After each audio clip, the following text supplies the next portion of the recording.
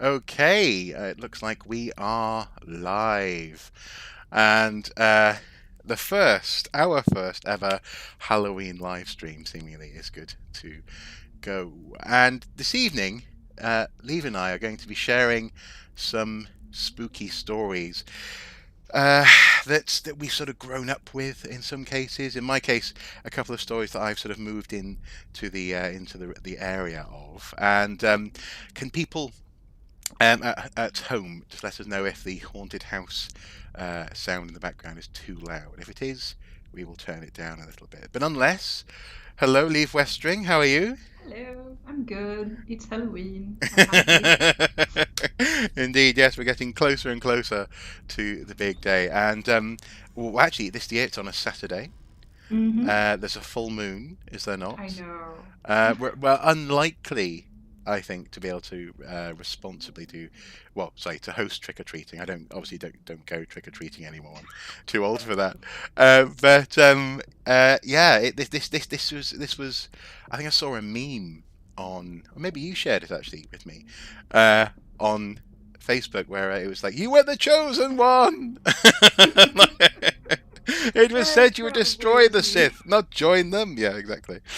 Um, but yes, this Halloween is fast approaching, and this evening, as Halloween bleeds into the rest of the month, we're going to be sharing some ghost stories. And I would like to start with a couple of stories to do with fairies. And in particular, the reason for this is that I despise fairies. I can't stand them. I think they've sort of um, they occupy a space in, especially in Welsh mythology and storytelling, which is very dangerous. And it's the fact that you have Disney and Tinkerbell, and those kind of really embracing fairies, and you go into forests and people are putting up fairy doors and ribbons saying "Welcome, little helpers," and you're like, "No, no, don't mess with the with the fairies." So here are two stories about fairies. These ones are both from a book called Supernatural Clwyd. Clwyd is the name of was the name of the county I grew up in. It's now called Denbighshire, and it's by Richard Holland. If people want to know, so here we go. And also, the hilarious thing about moody lighting is it can be a little bit difficult to read, plus a mask, so you have to bear with me. Although fairies were a somewhat uncertain folk with whom to have dealings, they could be generous and were always willing to repay a kindness done to them. This was discovered by an old lady of Pentrafoilas. She was an old woman of the village and a widow, a little aloof from her neighbours, and she was proud, hard-working, and very particular about tidiness. She kept the house in good order, and with the hearth well swept and everything dusted and in its place. Every evening she swept the floor clean and put a few fresh peat upon the fire to keep it going through the night, and then she would retire to bed. One night the Pentrafoilas fairies, out on one of their nocturnal rambles, came across the cottage and stole inside. They were most impressed with the cleanliness of the home and were delighted with the warm fire. It was just the sort of place that they liked, and they decided to stay for the night, as they would. You know, I'd be horrified to know that fairies were staying in my house, but each to their own. It was just the sort of place that they liked, and they decided to stay for the night. The next night they returned, but this time, before departing, having enjoyed themselves greatly, the fairies left as a token of thanks a bright new shilling on the hearth in gratitude. In this way, the woman bettered herself considerably and became even more aloof than her neighbours. She was the envy, indeed, of the entire neighbourhood, who, when they perceived that she paid for all of her groceries only with new shillings, determined to find out where they came from, the neighbours began to whisper. Unfortunately, in her simplicity, the old woman was more than happy to tell them. But in so doing, she broke the trust of the fairies, and they were offended. They never more visited her home, and so never again did the widow find a shilling on her hearthstone. Now, something similar occurred to an old man at Corwen, although in this case the fairies seemed simply to have taken pity on him rather than repaying him for any particular favour. The man was a shoemaker by trade. Am I purposely trying to put you to sleep? Oh dear, I hope not.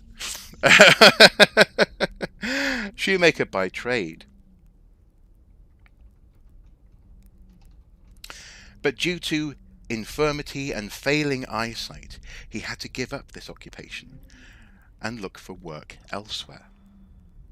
He obtained a job at a tan yard in Pen y Bont, which was several miles from his home, and was forced to walk daily to work. Since then, he could not afford lodgings any closer to work.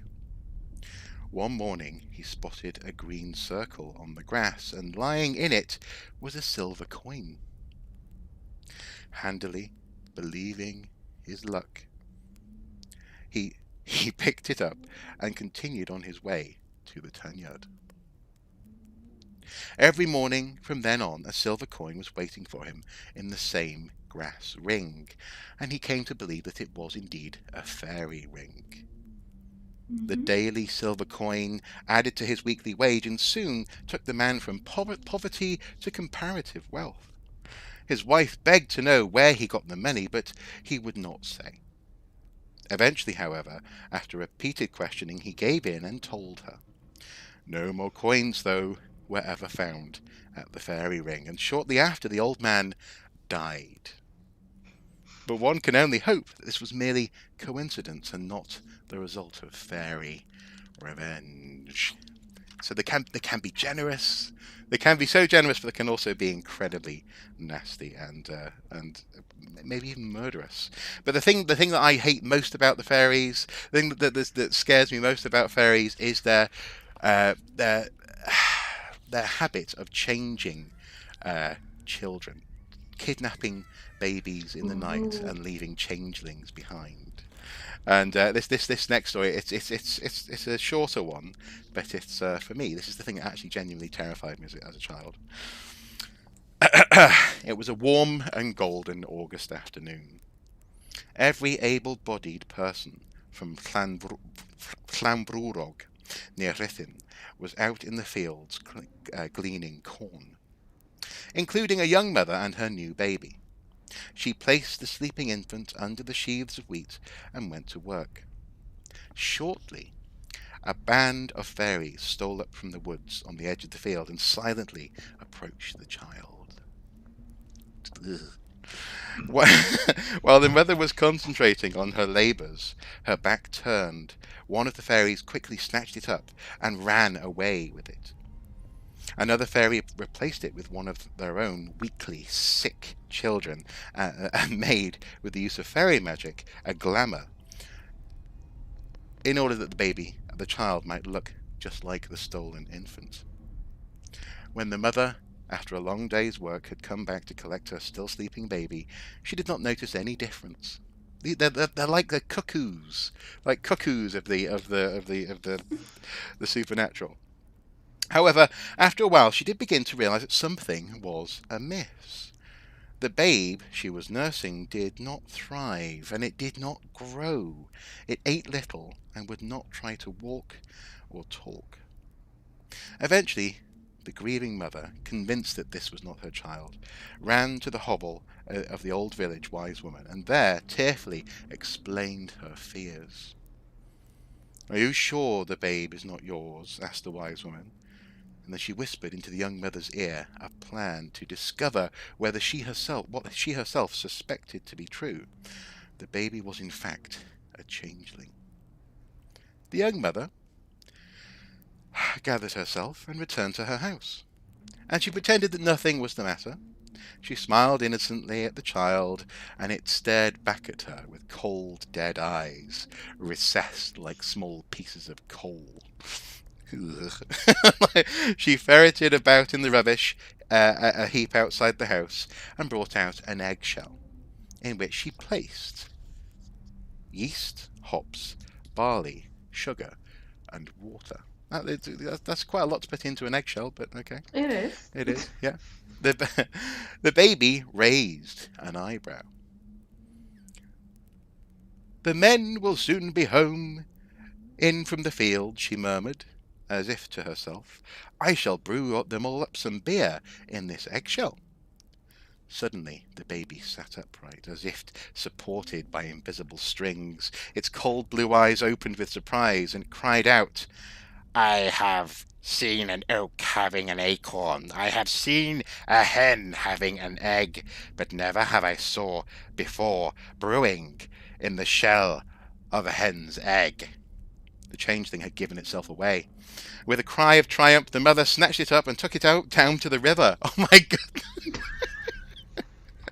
It was well known to the people that although the Tulith Teg frequently covet our children, they will never stand idle when one of their own is being maltreated. So the woman stepped onto the bridge, which spanned a particularly rough stretch of water, and crossing halfway, dangled the changeling over the parapet until it started squealing in terror.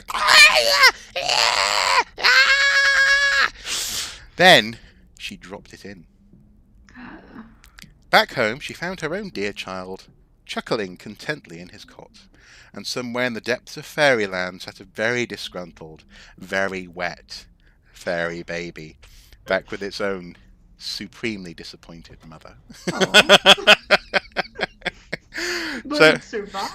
it did. Do you know what? I'm amazed it survived. I guess in that sense, yeah. There's no splish, is there? It's yeah. So seemingly they must have swooped in, gathered the fairy baby, and returned the human baby. That was what terrified me. There was an attraction in Vril growing up where it was called the Knight's Caverns. You could go. It was sort of uh, like a three-dimensional maze, well, obviously a three-dimensional maze that you could sort of wander through, and the ceilings and the floors made to look like caves. And at each room you went into, there was a new story. So there's the story of King Arthur and other things from the Mabinogion. And one of them was this room where this goblin fairy thing. And that's the other thing as well. Fairies traditionally aren't very pretty. They're got leathery skin and pointy noses and it just snatched up a baby. It was looking at you like and was about to whisk off into the night with this child, and it just stuck with me. And so even now, as a science minded grown up, I still get a little bit freaked out whenever I hear of people, playing with fairies in the woods. My goddaughters are often, let's go to the woods and let's see the fairies. I'm like, no, don't see the fairies. They'll take you away. And then of course, lovely Mrs. Soup is like, don't listen to him. Like, He's just he's paranoid. he's deeply paranoid. Something happened to him when he was a child. So yeah. So what's your first story of the evening? I was thinking that I'm going to start with like a proper ghost story. Okay. Uh, I haven't translated all the words because you can't translate all the words, No, no, of course not. but I'll do my best to explain like the names that I haven't translated Okay. and why they are significant. Because if you're not a history buff of Swedish history, you might need an explanation. Okay. But it's the story of the Pinnetorpa Fru, which translates like to the Lady of Pinnetorpa, Okay. which was a castle, which nowadays is called Eriksberg. And it's an impressive castle with parks and gardens. Uh-huh. Uh, but this estate, Pintorp, has a ghost story attached to it that stretches back to like 18th century. And it is talked about like it's the origin story of almost every grey or white lady in any mansion or castle in Sweden. Okay. Okay. I thought you were going to say in the world. Okay, that's a No, bold claim. no, in But no, in Sweden. Sweden. Okay. Okay. I'm not that crazy or Not that maniac. bold. No. Okay. But Pinnetorpa was a home of a nobleman, and he died very young, leaving his estate and all his earthly possessions to his widow. Uh-huh. And he thought he did a good thing, providing for his wife and the estate that he had inherited from his father and his father before him. But little did he know that instead he had given his estate and his possessions to a vicious and cruel woman Oh. who brought nothing but hardships and misery to the serfs that was brought under her charge when he died. Oh.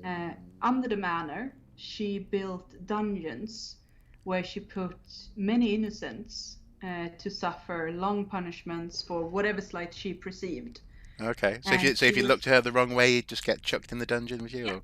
Yeah. uh, Okay. Fair enough. she was also known to set her vicious dogs on vagabonds or children that disturbed her. Wow.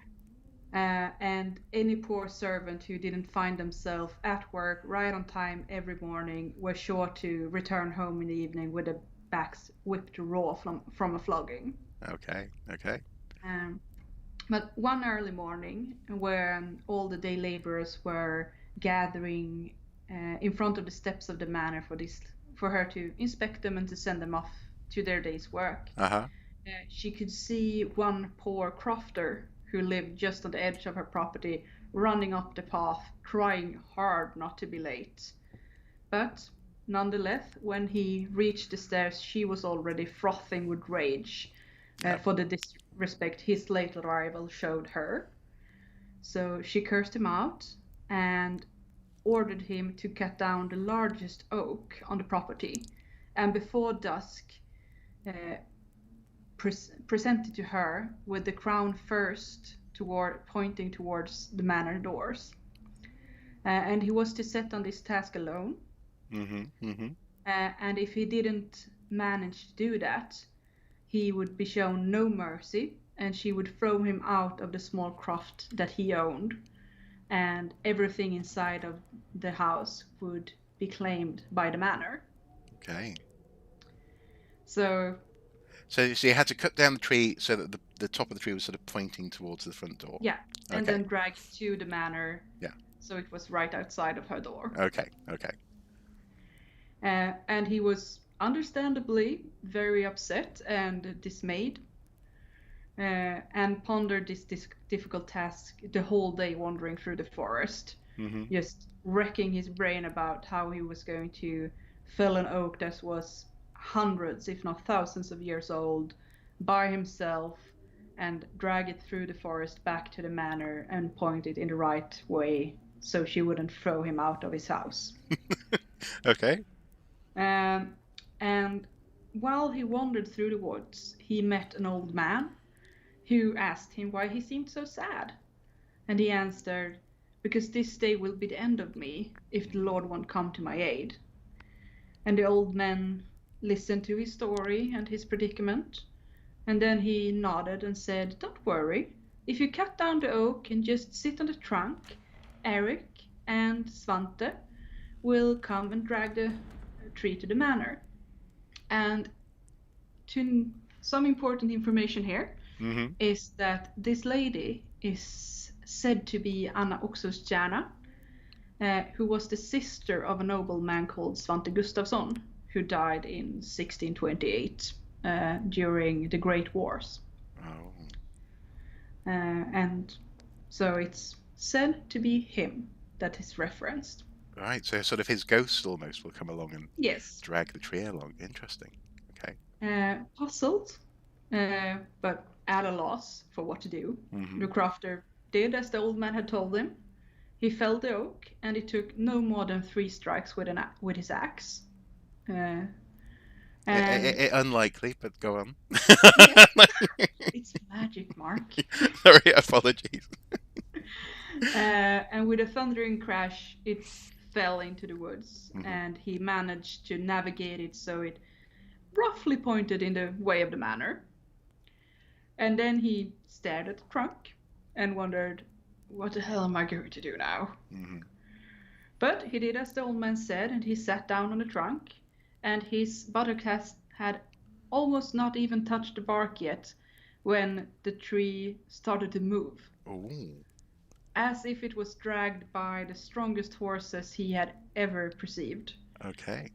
It whisked through the woods towards the manor, and soon he arrived on the tree by the manor doors. And just as they were beginning to push into the doors of the manor, it felt like one of his helpers, whoever they were, tripped. Oh. And he could hear a ghostly voice saying into thin air, "Why are you on your knees, Svante? Get up and help our friend." Okay, right. And the lady of the manor had, of course, come out to see what the ruckus was about. Hmm. And she also heard this ghostly voice and realized who was helping the crafter. But instead of feeling regret about how she had treated this poor man and considering her ways, Hmm. and that they had brought the sympathy even of her dead brother to the underlings that she managed, Hmm. she grew infuriated and started to curse out this poor man Oh. and threatened to throw him in jail because he had tried to cheat her with witchcraft. Hmm. But just as she was about to drag him off and throw him into the dungeons, a black, very luxurious wagon, or carriage is the English word, Yeah. drove up the pathway and parked in front of her manor. And a very handsome stranger stepped out and asked her to come with him because his master had asked for her at a fancy party this evening. Uh, And seeing the carriage and all the gold and silver that was attached to it, she felt that she was better off going to this party than torturing some poor servant. hmm. So she took her lady in waiting and jumped into the carriage, and they rode off. Little did she know that the carriage was carrying her to hell, Of where the course. devil himself was waiting for her. Her lady in waiting was considered too pure to follow the whole way, so she was thrown out the carriage at the doors of hell and had to walk the whole way back home, Oh, arriving back at the manor 3 nights after they had left, her dreads tattered by flames and soot, wow. as she had walked through the precedents of hell to Yeah. get back to her home. Wow. Pintorpa Frun, on the other hand, she was brought to a feast as promised. But the feast was to show her the way she had lived and to see if there was any regret to be found in her heart. Hmm. But none was to be found, and by the end of that evening, even the devil was so repulsed by her and her foul nature that he cursed her to never enter his domain again, Wow. but to wander her estate until the day she could prove that she had even a single ounce of remorse in her soul. And when that day came, she would be allowed to leave and receive her final judgment. But as the story goes, she's still wandering those estate grounds, looking for that single ounce of remorse. Wow. Wow. And hence, yeah, hence the Grey Lady. Wow, Yeah, I love that idea of walking back from hell. That's a walk of shame, is that, isn't it? yeah. Like, do It's you reckon your, she took her like, shoes it's off? not even you, it's your boss. Yeah, exactly. Yeah, and yeah, you can almost smell it, can't you? Like the dress Yeah. singed and the wow. That's a cool story, and presumably it's there's an allegory there about looking after people who are under you and Yeah. not taking them for And granted. presumably also to look out for like who you're working with, Yeah, since the lady in waiting was dragged with her, yeah, yeah. even though she wasn't allowed entry. That's a good point, actually. Recently we've been watching of all things Battlestar Galactica, and it just makes me think of Gaius Baltar's assistant, who Hmm. yeah. We won't spoil it, but yeah, it's like, oh yes, yeah, exactly. Be careful who you work with. Okay, well, my second story of the evening comes from the ghosts of Granger Town. Granger Town being an area in Newcastle here We live on the edge of Newcastle in Wallsend, Mhm. and further tales from Newcastle's darker side, compiled by and written by Vanessa Histon. So that's the book. If people are interested, and this one is called The Jingling Ghost, and this one seems to uh, it got my attention anyway. Let's see. Weird happenings at work is the chapter. The Jingling Ghost. New England House on Ridley Place is a modern office building standing on the site of the old Central Methodist Church. The church opened in October 1899, fronted onto Northumberland Road, with the Sunday school on Ridley Place. The building, which cost over £15,000, which just makes me think of Ooh. Jane Austen, £15,000 a year. £15,000 was rather grand and featured a Gothic front with a spire. In 1978, the congregation dwindling, it was decided to close the church and the site would be redeveloped into New England House. For 13 years, during the 1980s and 1990s, the first floor of New England House was occupied by a financial services company. And something, or someone else. During the time the company was based there, every member of staff seemed to have something to report. Workers arrived in the morning to the feeling that there was already someone in the building as they entered. The workspace consisted of a long office with 3 small interview rooms at one end, and the rooms were divided from the main office by frosted glass windows. Often workers could see shapes moving behind the frosted glass. When they opened the door to see what was there was nothing.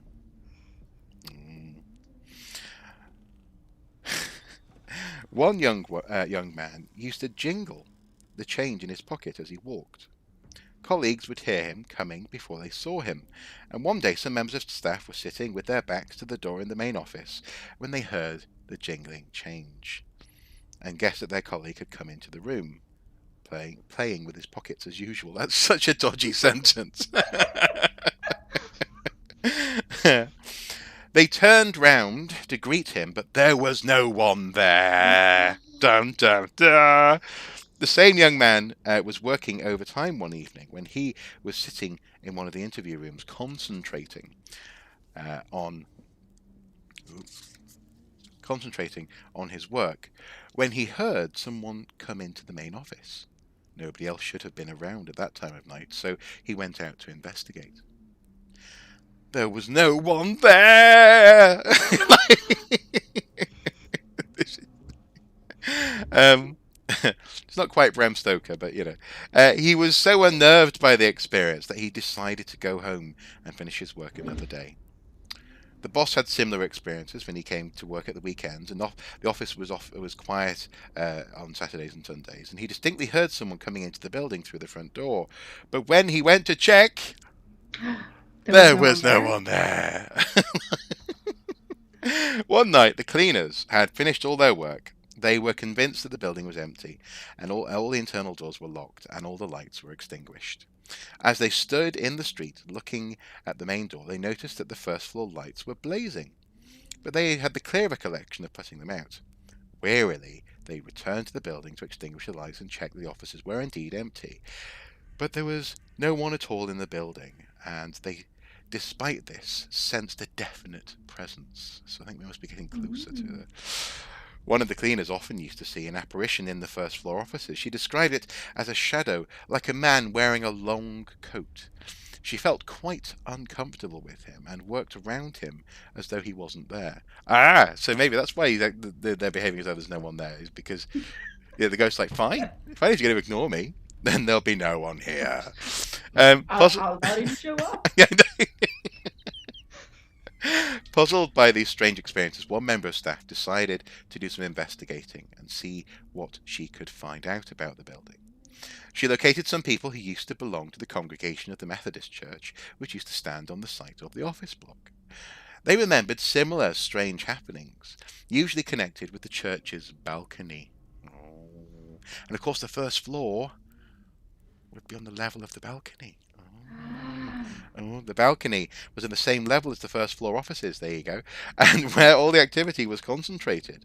Was the shadowy figure in the long coat a member of the chapel's original congregation, or perhaps the spirit of a minister, sorry, wearing his clerical dress?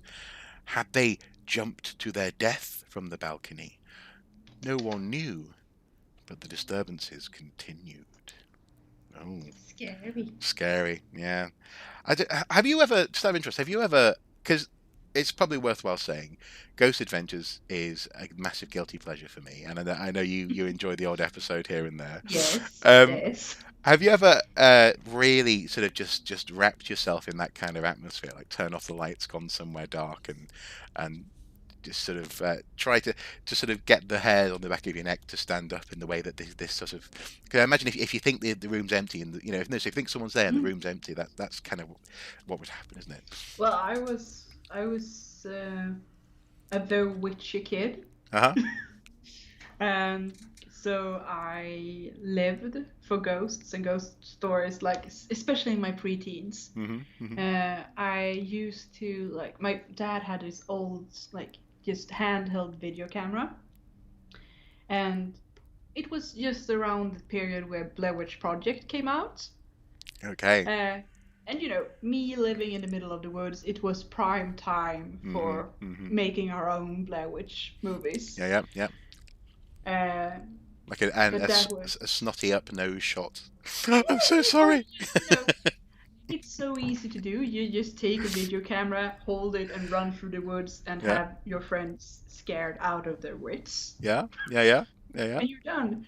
Um, we also used to have like these sleepovers in the barn. That well, we didn't have any animals, but we had a barn Okay. where you could like make like a pillow fort, and you could like lay in the dark and tell scary stories. And I mean, it was more than once that we ran back inside and demanded to sleep in my parents' bed instead.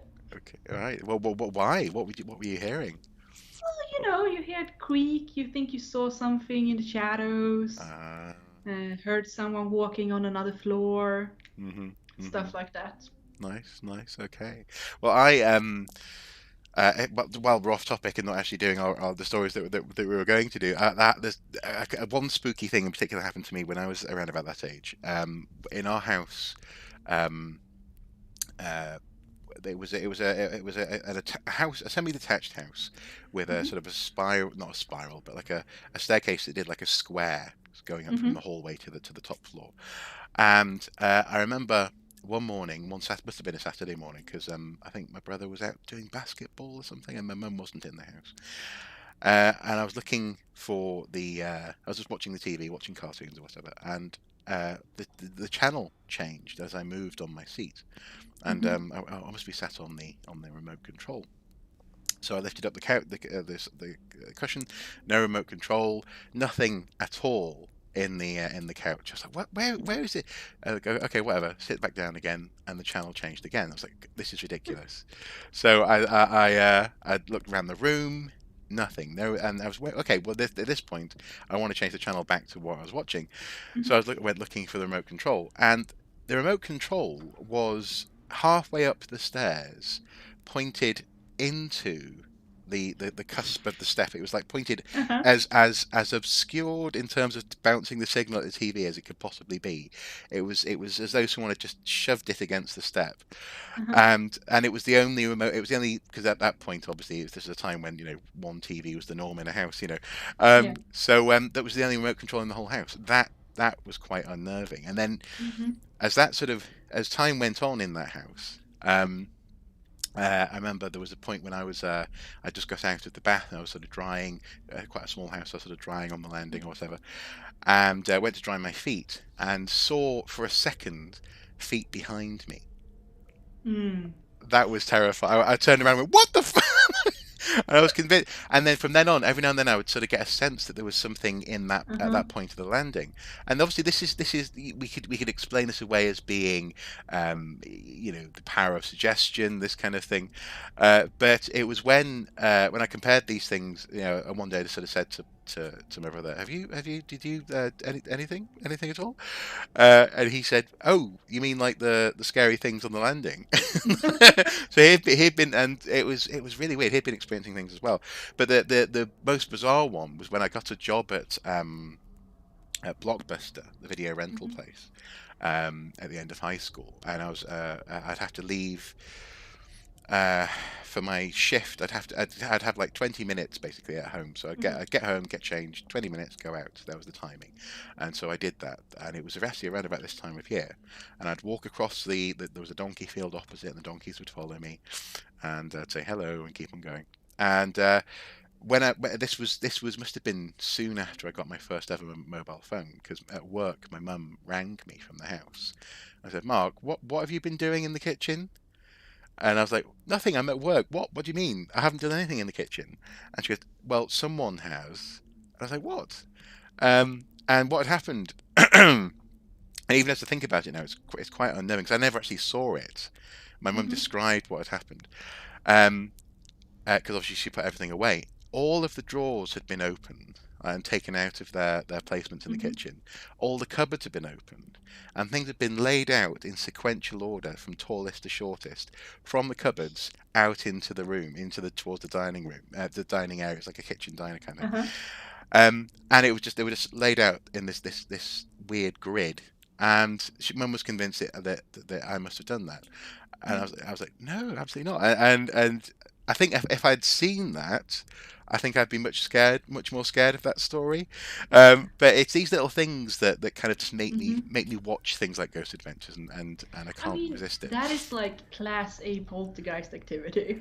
Well, it is, it just is, and Like the yet, stacking and the sorting of things, yeah, picking things out of cupboards and putting them where they shouldn't be. yeah, it just, and yet at the same time, I don't think I would say that I believe in ghosts. I have a healthy fear of fairies, as we've established, but uh, But it's not a thing. no, exactly, and yet I don't know. So you get just a sense of disquiet in the barn and run back in the house. Mhm. Yeah, yeah, okay. Well, according to my mom, I also used to talk to my grandfather who's been dead since she was 12, so Okay, interesting. So I don't know. And indeed, I'm sure people like Zach Bagans would say, well, you've just been convinced that ghosts don't Mhm. exist. You knew when you were a child. You knew when you were younger. I Um, was a great psychic. exactly. Yeah, yeah. We're all just psychic. That's what we're secretly psychic. So, what is your second story? I'm actually going to tell a story that is like one of the biggest legends from the area where I grew up. Uh huh.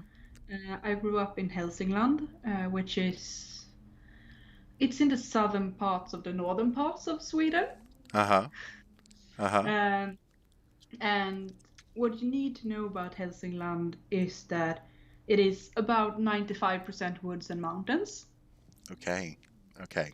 Yes. Um, so historically, people have been either doing mining, Hmm. timbering, or they have been like working on small farmsteads wherever they have found ground. Mm. Uh, Mm. the rivers that run through the country is like really significant because all the timber has gone that way, and that's where you have caught like all your fish. Other ones, it's hunting like big game like elk or stuff like that. Okay. Okay. So it's historically been a fairly hard and very remote place to live. Hmm. Um, even if like we have a few towns that go back a few hundred years ago, it's mostly villages or just farmsteads. And this story comes from a little village called Horga, which is a few miles from where I grew up. Uh, and it takes place in the 19th century. Okay. And it starts as a fairly happy story. It's Saturday night, and the youngsters from Horga and the little villages around have gathered in a barn to have a dance. And they're having a great time. Hmm. Everyone is dancing and coupling up. Like it's, a good Saturday night. It would be described as that. any other Saturday night going forth. Maybe not 2020, but in non-plague times. Yes. Yeah. And as the clock starts to come around midnight, the musician obviously stops playing and tells everyone that he's going to head home. But he can't be working on a Sunday, No, no. so Yeah. they should, you know, get home, get some rest, see you in church tomorrow. Mhm. Mhm. But the kids don't want to go home. I mean, they're having a grand time. They ask him, "Can you please just one last song, and we will go home." Mhm. And he's like, "No, past midnight, can't do anything. You should go home." And he goes off. And the kids, they stay around a bit. They try to figure something out, but none of them have like any instruments. They aren't musicians, and they want to dance. Um, but just as they are starting to close up the barn, a stranger arrives. And he asked them if there's a dance going on. He heard wonderful music back from the road. Okay. Yep. Yep. And the kids go, "Yeah, we we were having a dance, but our musicians wandered off, and now we have to go home. We don't want to, but we have to." And then church in the morning. Ah. Yeah. Yep. But the stranger, he nods and he goes like, "Well, I could play you a song.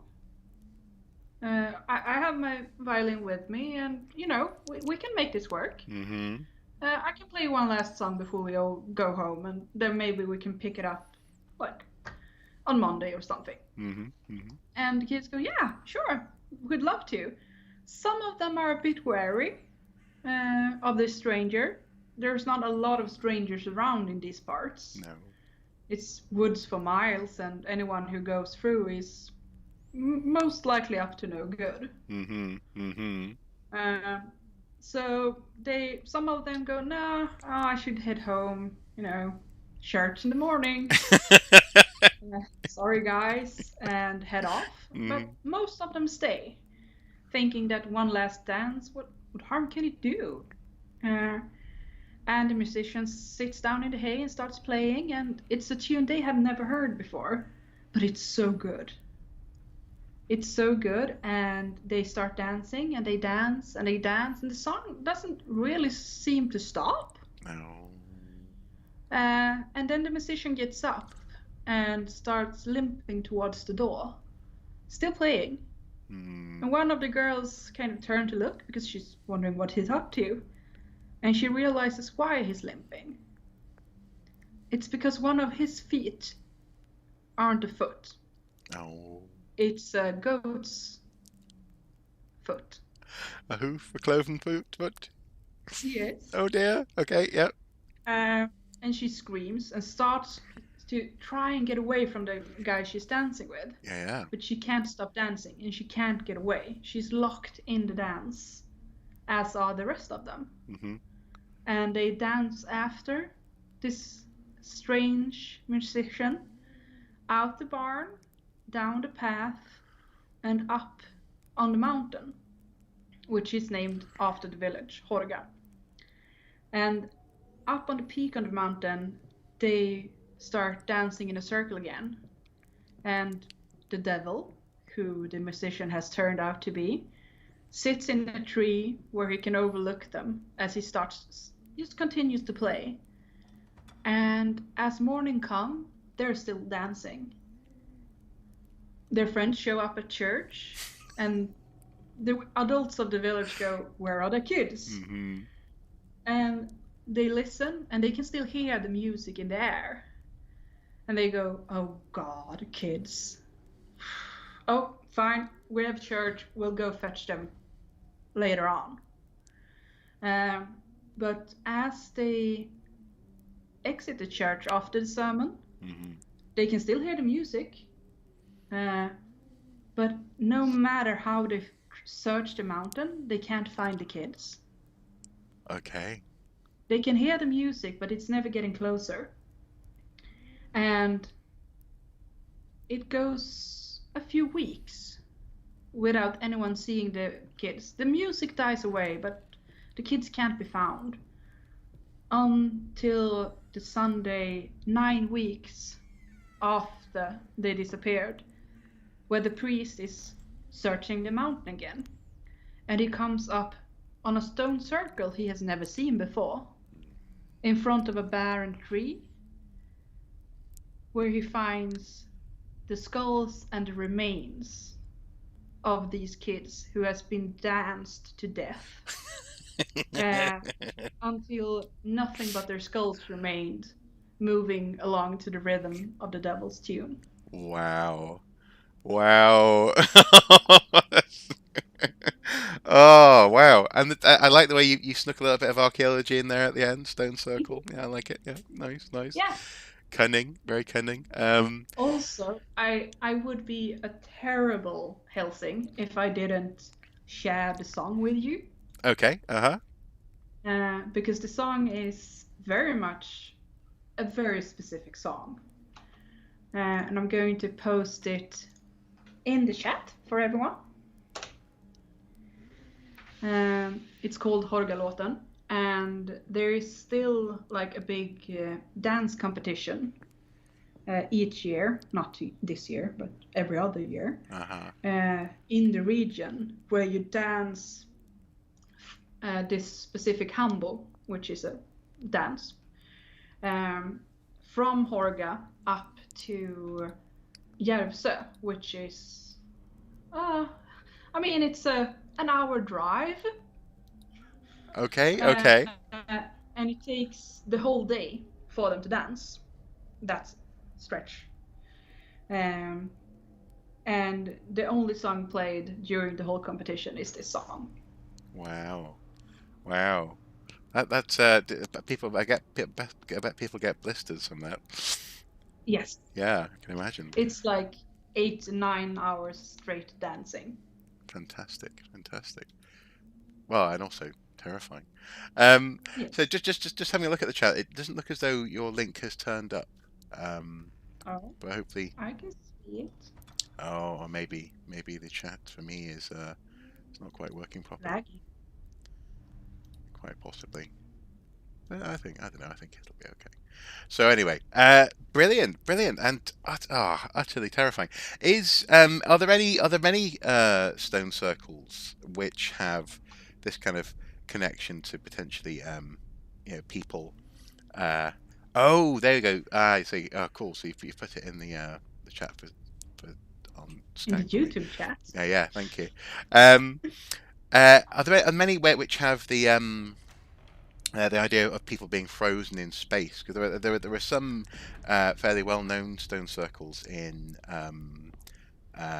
Britain where maybe it's meant to be a witch or someone who's stealing something, often from a church, probably been frozen in space. I suppose Wookiee Hole is a place where there's definitely meant to be a witch frozen, although that's not a stone circle, obviously. Is there anything else No, similar? but we have similar things in Sweden. I mean, we have a whole mountain up in Järvsö, which is called the Heel in folkmouth or in slang. It's supposed to be the heel of a giant. Right. Like he dropped his high-heeled shoe. Okay. And the mountain is supposed to be that shoe because it's a very, very sheer cliff. Oh, I and see. it really looks like a high-heeled shoe when you look at it. And there's a lot of that kind of thing where like big boulders or mountains in shape of trolls or other mythical creatures. Okay. But it's there's I suppose a less ancient version that I'm also reminded of is there's a mountainside on the train to Manchester from North Wales where the hillside supposedly at the right time of day the shadows make it look like Queen Victoria. I don't think that was on purpose, but apparently it's a thing. My final ghost story of today, of the evening, comes from the book Dancing with the Devil.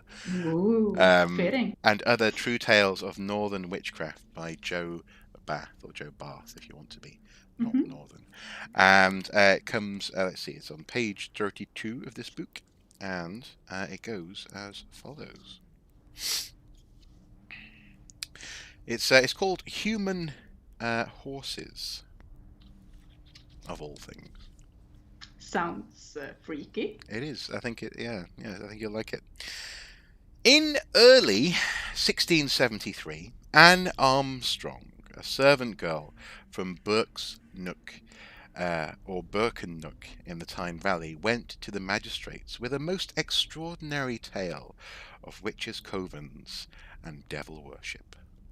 Oh. Her testimony, several thousand words long, was given over several months, each account giving additional details. Some disbelieved her words, but others encouraged her to tell more. Being fascinated by her detailed descriptions, many officials could see the value of having a spy in the camp of the witches. And in Mm-hmm. 5 months, 31 people, both men and women, were accused of witchcraft, most from the Corbridge area. It all started, Anne said, at Stocksfield. Actually, God, I was at Stocksfield this morning. How cool is that? Sorry. I just got too excited there. Stocksfield is a very cool place, surrounded by forests and all sorts of stuff. Yeah, oh yeah, Mm-hmm. I can see what that would be. Yeah, okay. Stocksfield Market, where she had gone to buy eggs. Here is a woman. Here, sorry, a woman looked at her head. Perhaps this means that she gave her a strange look, or perhaps it means that she tried to read Anne's character by phrenology, by feeling the lumps on her Oh. skulls. That is, the study of the shape of the Sounds skull. sounds like a very forward thing to do, It though. is, yeah, exactly. Hello, let me touch your skull. Anyway, a few days later, though, she was moving cows from one field to another when she met a man dressed in ragged clothes. He told her Mm-hmm. that the woman she had met in Stocksfield was a member of a local coven of witches who wanted her to join them. Their delight was in riding in the house in empty wooden dishes. Do you know that's something which turns up in? I don't know if you heard the story of the Wall's End witches last year. Um, No. but there's at the end when she's been tried and she's going to be burned alive on the beach, she escapes Mm-hmm. in a dish. She sort of surfs the dish into the sky. So Cool. interesting. That's another. Yeah.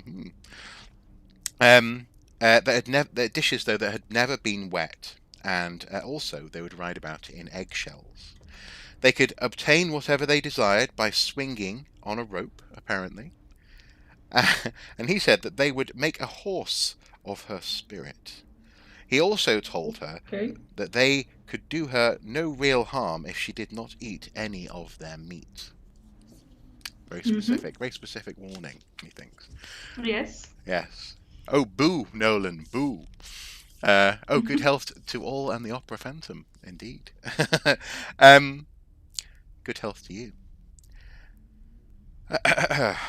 There's meat. This detail bears striking similarity to a lot of fairy tales and folk beliefs.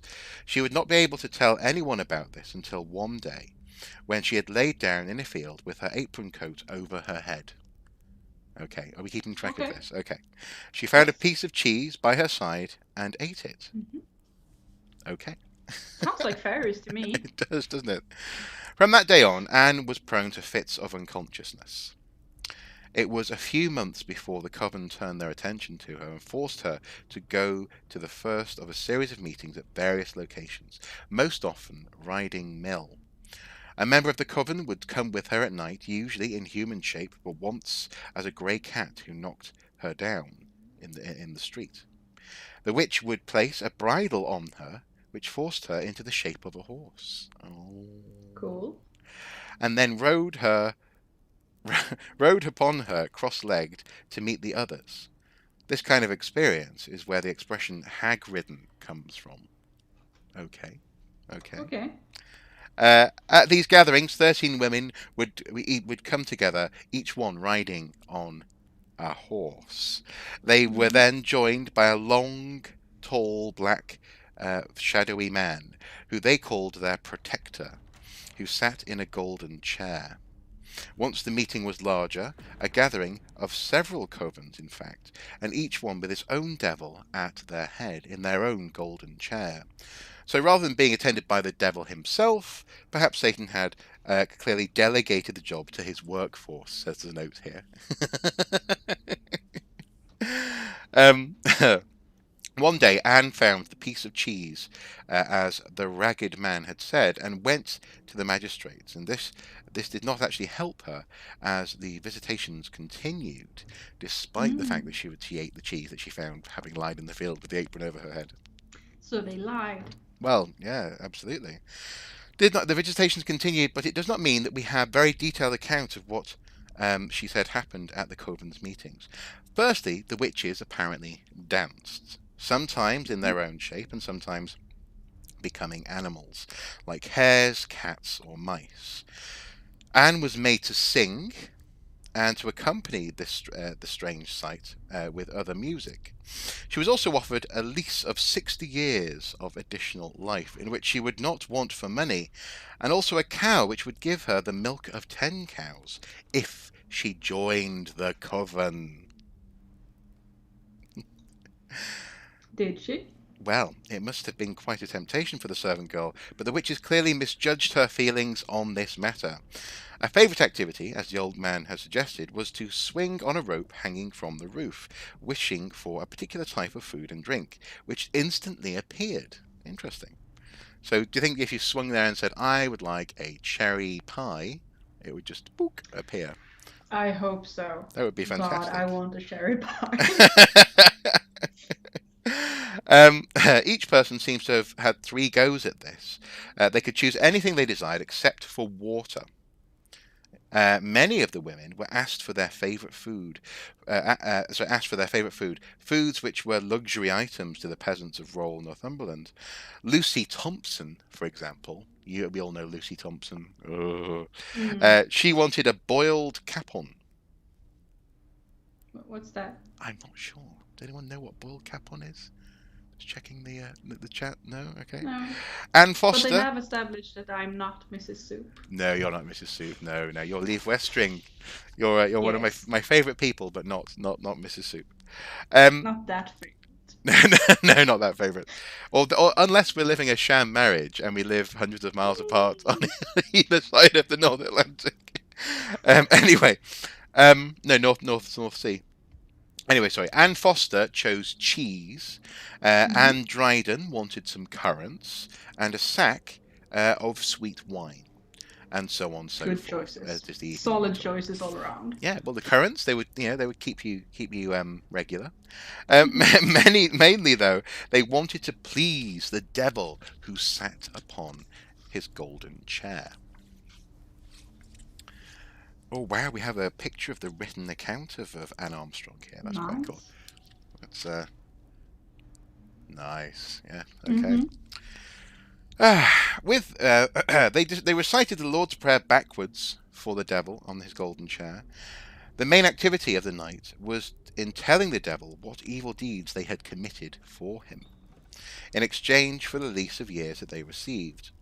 The devil praised some and punished any who had not performed enough acts of wickedness. Sounds like my kind of crowd. Indeed. You walked past that person on the cliff edge. You didn't kick them off. Naughty You witch. didn't say one mean thing to the children you ran by yesterday. Indeed. You didn't trip anyone over. Unbelievable. Anyway, some yeah, Anne gave a long list of different witches and their activities. Some had gained control of animals, making them sickened, and they died soon after.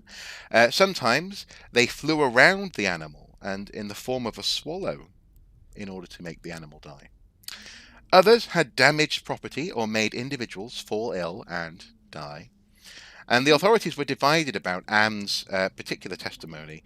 Some seemed rather suspicious and made her re-swear the truth, especially as all the witches they questioned gave flat denials. Which you would, you'd be like, no, I don't even like cherry pie. What do you mean? What do you mean swinging from a rope, honestly? Do I look like I swing from ropes, sir? Oh, yeah. Oh, me, I'm far too busy, sir. And I don't even like prunes. I'm so constipated.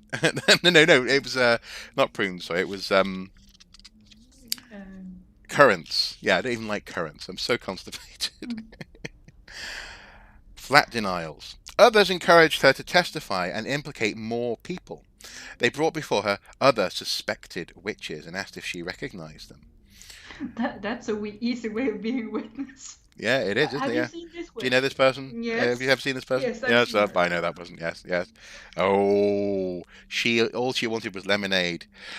One witch who was brought before her breathed on her, and Anne fell into a swoon. Ooh. Sad, right? And also found allies, whether genuine victims, um, whether genuine victims and believers, or just people who wanted to harm the witch's reputation. She sent messages to these individuals whom she had heard had been bewitched or lost animals themselves, and correctly identified their troubles. Some were willing to testify that a swallow had flown around their beasts before they were sickened, and so Anne's testimony was supported by some of these supporters. Anne's story is most unusual, as many elements of it were rarely heard of in England, Scotland, and France. Often, these other places would have trials and tales coming out of the trials involving sabbats, coverns, and devil worship. But in England, it seemed that most people did not associate the dark Sabbath with witches. However, Anne, it seems, did. Instead, they thought of lone cursing women appearing at the bedsides of the sick, just going, "You will die a horrible death." Yes, yes, ma'am. I have the same. Yeah. You have a terrible bedside manner, Mum, honestly. Um, it is interesting to wonder where Anne got her ideas from. Some parts were similar to the Scottish tradition, but given a unique local slant, with country dancing and a good broth replacing orgiastic feasting. Anne's story was so wild and vivid, and most of the justices were not convinced. She was just an illiterate serving girl, probably only in her teens, and we have to wonder whether she was just seeking attention, as is often the case when women, Yes. yes, come forward for crimes. She was certainly treated as special during her moment of fame, or simply as delusional. It seems that no convictions were ever came from her testimony, although one witch did die in jail. Mm. Mm. So Anne and her plight of being a human horse or human horses. It's interesting that she didn't that no one came forward as being a fellow human horse, someone else who had been Maybe horsed. that was a step too far for many. They were like, Mm. no, they stole my horse, but they didn't turn me into one. No, no. And then someone else would come forward and go, I don't know, I don't know. I've been nagged a lot in my life. Oh, and you're just like, honestly, honestly. We got a question Uh from huh. Nolan. Hmm. Have you ever seen Hexan, a classic black and white witch movie? I haven't. Do you know? I haven't. Have you? We totally should see it together sometime. We totally should. I think it's on YouTube. It's like from the 1930s, 20s, something like that. Well, we discovered that that website where you can jointly view things at the same time. So maybe I don't know. Maybe definitely you and I should watch it. But we might be able to try Mhm. and organise a group watching if that's the Yeah. case. Maybe. Also, we have gotten a response on what a capon is. Okay. Yeah. It's a castrated male chicken used for eating. Used for eating. Yes. How do you use the castrated male chicken? I imagine boil it. No, yeah, yeah. So you castrate the male and then you cook it and eat it, presumably. Yes, okay. I was imagining like a chicken that's been castrated being used as a spoon, like a really awkward ladle or something. The most awkward ladle. I don't know how witches eat, Mark. Well, with a rope apparently. And frankly, I mean, yeah, just imagine that. Yeah, I don't know. Okay, what food would you ask for? Do you think? Mm. I mean, I'm a glutton, so anything like cherry pie is really amazing. Uh huh. I truly, truly, really love cherry pie. Okay, okay. I personally, I would go for a Bakewell pudding. Mm, Yeah, they that's come from nice. Bakewell. They're absolutely delicious. They're not the same as the Bakewell tarts that you get, Mr. Kipling, etc. They're very flaky. They have a very particular flavour. And there are two or three different types in the town of Bakewell, so I recommend if anyone goes there, try all of them. But obviously, in these plague days, we can't travel to Bakewell, so I would ask for a Bakewell pudding if I was swinging from the ceiling. Mhm. methinks.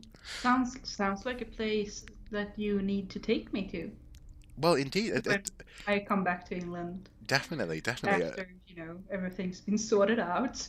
Are you talking about the plague? Are you talking about the Brexit? Oh no, the swear jar! Pick your poison, Mark. Pick Pick your your poison. poison. So, well, definitely, that absolutely. In fact, I think if we'd had longer last time you were here, I think we would have gone to Bakewell. Yeah. It's one of those places on the way to Wales, obviously. Um, okay, right. What's your last story then of the evening?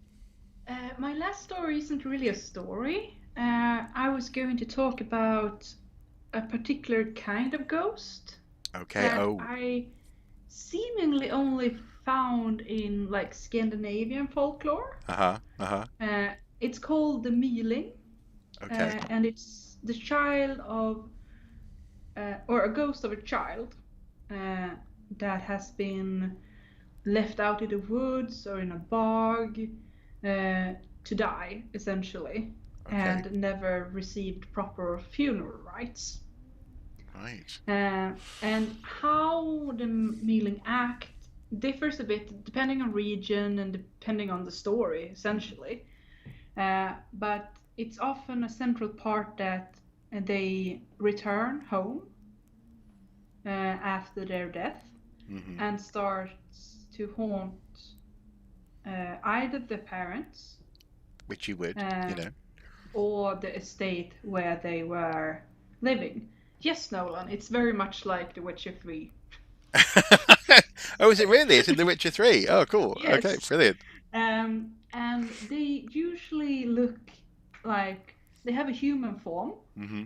um, and they often take the form of a child, um, but a gnarled, starved, bent, and twisted kind of child. Uh, the way I was told about Mealings when I was little was that they had this sooty, ashy kind of black skin because they crawled their way down the chimney to get back into the house. Oh, okay, okay, yeah. Oh. Uh, and they usually like attach to a living child Uh-huh. within the household, Oh, uh, okay. draining them of their own energy to build up their own existence and to be able to haunt the family better My. and to build in strength. Yeah, So it also like explains sickly children. yeah, Uh, yeah. there are also stories about them just haunting the parents who left them to die. Well, Uh, um, just to be clear, in what circumstances might they be left to die? What should we? Infidelity, like born outside of the marriage, Oh, okay. um, like a servant girl getting pregnant with the master of the house, Yeah. just teen pregnancy. Okay, okay. So it's not Yeah. it's not that kind of that idea that people have grabbed a lot from popular culture about the Spartans chucking away sickly children, this kind of thing. It's much more about Could illicit be. children. Like all of that has been present in Scandinavian history. Uh-huh. Uh-huh. Um, the thing about living in a country where like 95% of the country was covered in woods Hmm. up until like the 50s um, Yeah. is that If you want to get rid of there's a kid, yeah, like the woods are incredibly magical yeah. Mm. in Scandinavian folklore, Hmm. and they are the place for the unseen Hmm. because you can never truly tell what's out there. No. And it's also like the aspect of it limiting like how far you can see. Hmm. Hmm. Uh, and there is also a lot of like bogs and like wet lands Yeah. within the woods, Yeah. which create mists and all kind of scary things. Yeah, well, and in that sense, I think there's something very similar in Welsh folklore as well, in so much as the fairies, for example, if we go talking about fairies, that they would occupy those misty places where basically, if a kid went there, they may well go missing. They may well fall Yeah. down and never be seen again. But also, actually, there's a in my youth, I would wander the land. I'd go wandering at the weekend and up into the Vale of Clwyd, and I'd find myself often some quite deep into the hills and mountains, and I'd be in and amongst forgotten bits of forest, and there's something that Yeah. happens in an unkempt forest Mm-hmm. when it's not being managed for I don't know, for wild stock or for wood or something. Often the lower layers of the canopy will just start to die, and you'll Mm. get dry wood everywhere. Essentially, it's a fire hazard. Um, but also as well, it's just dead. It's a Mm. dead portion, but with life around it. And so you have these weird echoes of creatures and birds and badgers and other things that would make noises, foxes, coming through that dead space. But then instantly the sound just stops. Mm. And what I found so interesting about this one particular place, not too far from a place called Trelawnyd, where I grew up, was I would find myself drawn there, which was Mm-hmm. really really weird. I'd just want to be in that dead space because it felt as though well, actually, as you sort of describing, anything can happen. It's almost like it's a it's a thin space. It's a place where Mm-hmm. the living and the dead are a bit closer together, or Yeah. whatever. You can see where this comes from, can't you? Mm-hmm. Um, but have you ever, like, surely there's got to be a horror movie about these ashen twisted I kids? haven't. I don't think I haven't seen any. Like No. not specifically about Mealings. I mean the concept, like of a dead kid haunting a place, Yeah. is fairly common. Yeah. Um, but this specific type of haunting, I haven't really seen in a movie. And if anyone has a Mealing movie to show me, please tell It's me about it. brilliant. I'd love to see Yes. a Guillermo del Toro take on it. Wouldn't Yes, that be and amazing? also like the only way to get rid of a Mealing is to find the child and bury it properly. Oh, okay. Uh, Right. So if you've chucked it into the bog, yeah, then you've got to go and dredge that bog into the and bog. yeah. Or Right. like if you lost, like if you placed it in within a wood that stretches for miles and miles, Yeah. Yeah. then someone has to go into the woods and find this missing child and bring it back home and then to the graveyard. Yeah. Wow. Uh, and also this sounds not dissimilar as well to I suppose pre-Christian ideas like the Draugr and this Mm. kind of thing. Revenant dead coming back and I mean, clambering over in a lot houses. of like you can see how like a lot of Scandinavian folklore go hand in hand with all the traditions. Yeah. I mean, going back to the first story I told, uh, the appearance of an old man Hmm. coming and saying, "Oh, I'll solve your problem with Hmm. magic," Hmm. could very much be like Odin. a nod to Odin. Yeah. Yeah. Mm. Yeah. Definitely. Yeah. Just wandering in and fixing everything, Yeah, but there's always a being like, price. "Oh, this is a problem." Yeah. Yeah. Yeah. Absolutely. Wonderful. Well, it's been fun, and it's gone Yeah. on for more than an hour. I'm happy to say. I was Yes. I was hoping that we'd be able to go for at least an hour this evening. And I don't know about you, but I've enjoyed it. Yes, it's It's been very fun. yeah, it's been our first Halloween live stream. Hopefully next year we'll be able to do something similar as well. Hmm. Um, but on that note of, I mean, personally, yes, I'd love to see a film about the Mila Mealing. mealing and the meal. MYI. No, MYYLINGNG. English letters. Like, Yeah, yeah, yeah, yeah. But yeah, I'd love to see a film, and just that image. Yeah, I can almost imagine this sort of disappearing out of the fireplace mhm. and coming out. Oh, so grim. Thank you for that. That's going to stick with me for the rest of the Good night at story. least. Thank you guys for turning up. If you have any thoughts or suggestions for future ghost stories that we might be able to tell, please do let us know in the comments. And also, actually, later this week, I've taken up someone's suggestion from the community tab, and I'm going to be talking about the monster Black Shook a little bit, which is a ghostly hound, a hideous hound. And actually, again, there were some similar motifs as well, which I'm familiar with from my childhood. So we'll see you there. Uh, I guess all that remains is to say, if we don't see you again, sorry, have a lovely Halloween. Yes, the Yeah, same to you. yeah. Have a spooky, horrible Halloween. Have a horrible time. Thank you, guys. Until next time, do take care. Bye bye.